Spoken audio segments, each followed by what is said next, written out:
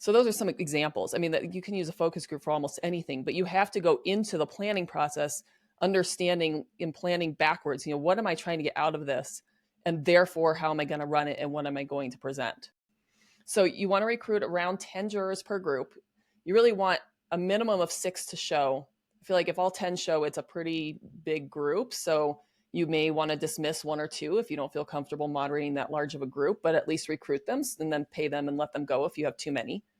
The recruiting is really where a lot of people fall short. And so getting the right jurors in there is important because your jury is not going to be made up of all unemployed people who a recruiter can find. They're not going to be made up of all people who are on Facebook or Craigslist and looking at your ads.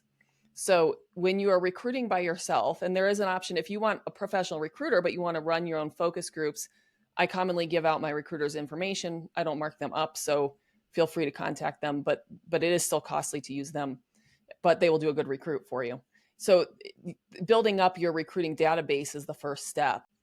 And then once you have people there, then you spend some time, usually 3.5, 4 hours on a concept focus group, walk people through some of the evidence, ask some questions. You have to remain very, very neutral. So if somebody says, even if they say something that's in your favor, you try to avoid just saying like, yeah, okay. Instead, just tell me more. Thank you for listening to this episode of RVA Trial Lawyers, Virginia's trial lawyer podcast. For more episodes, check out rvatriallawyers.com.